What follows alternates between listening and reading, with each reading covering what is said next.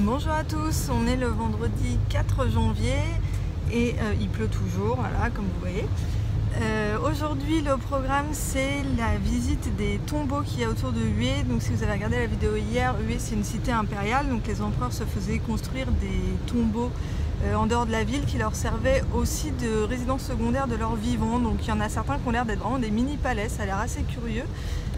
Pour cette journée, on a réservé une voiture et un chauffeur. Donc on a vu ça avec l'hôtel, ce qui est sans doute pas le plus économique, mais certainement le plus pratique puisque ça nous évite de perdre du temps à faire le tour de toutes les agences de la ville. Alors les tours en fait qui sont proposés de manière un peu classique font 3 tombeaux et la citadelle, donc ce qu'on a fait hier. Et nous en fait on voulait prendre plus de temps pour faire la citadelle et on voulait faire 6 tombeaux et la pagode. Donc on a vu ça, on s'est arrangé avec les gens et voilà, pas de souci pour ce programme là. Mais finalement il y a un des tombeaux qui est en réparation et qui est fermé au public. Donc du coup on va faire normalement 5 tombeaux et une pagode. Donc je pense pas que je vais tout vous montrer parce que ça va être sûrement un peu répétitif. Donc je vous montrerai certainement les 2 plus beaux. Et puis je verrai le reste, comment ça se présentera. On est arrivé au tombeau de Mingmang qui est un des plus gros, visiblement un des plus beaux. Donc pour démarrer, on a une enfilade de bâtiments comme ça. Le site est tout en longueur. Alors le site fait 15 hectares, donc c'est quand même assez grand. Alors tout ne se visite pas, mais voilà, on va aller par là. Alors passer la porte là qu'on a vue juste avant, on arrive dans une cour, voilà, comme ça, avec plusieurs bâtiments. Et il y en a encore d'autres derrière.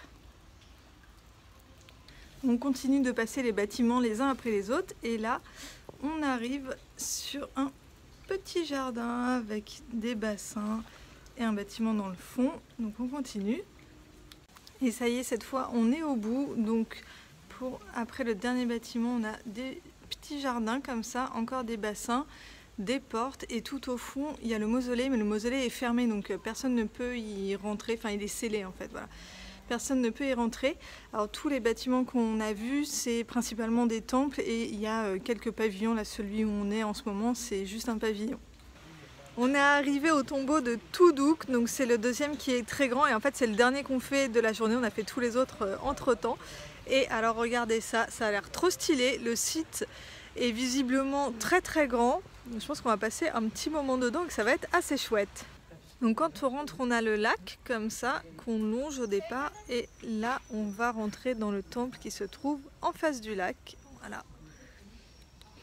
Alors tous les tombeaux sont à peu près construits sur le même modèle. On a en fait une enfilade de pavillons et de temples, etc. Donc là vous voyez on a passé le premier portique et là on a un premier pavillon. Visiblement il y en a d'autres derrière. Enfin très exactement il y a un pavillon comme ça et il y en a à chaque fois 2 sur les côtés. Donc là vous voyez il y en a un là et un là. À chaque fois ça forme un carré avec une cour et voilà, une porte et 3 bâtiments, un sur chaque côté. Le principal c'est celui qui est en face là et sur les côtés c'est des temples souvent dédiés aux mandarins. Voilà, je cherchais le mot. Et là on est dans la dernière cour, donc à l'arrière du temple. Là ici c'est le temple.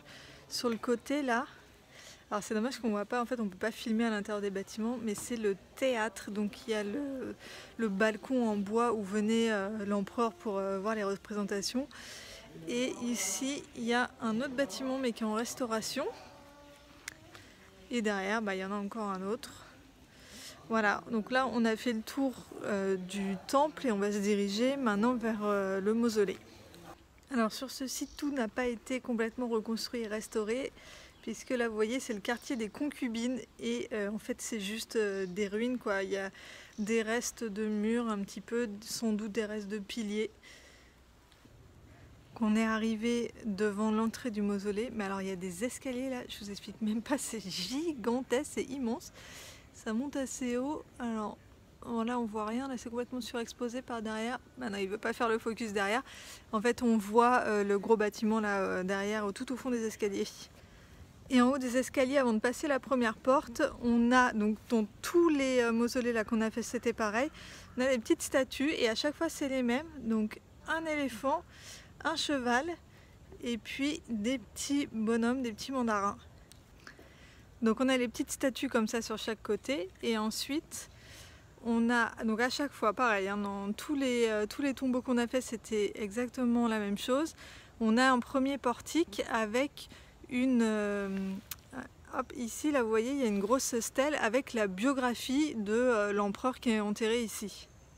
Alors on va s'approcher, mais celui-là il est particulièrement beau. Je trouve que c'est le plus beau de tous ceux qu'on a fait.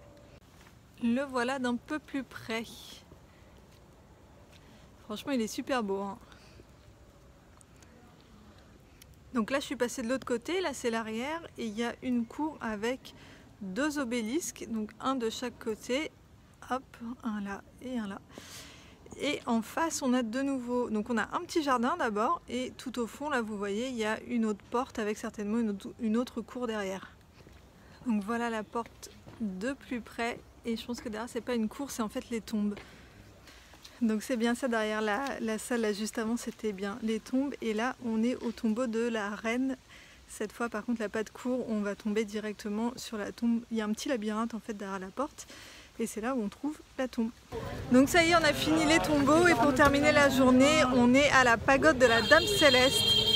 Donc hop, voici un bout et il y en a encore derrière, il y a d'autres tours je pense. Donc les temples qu'on a vus là dans les tombeaux, c'est des temples qui étaient dédiés au culte des empereurs et pas du tout à un dieu. Et donc là on est par contre dans un site bouddhiste donc qui est dédié à Bouddha. Et donc passer la porte qu'il y a derrière la pagode, on arrive au temple. Donc on a un premier gros Bouddha.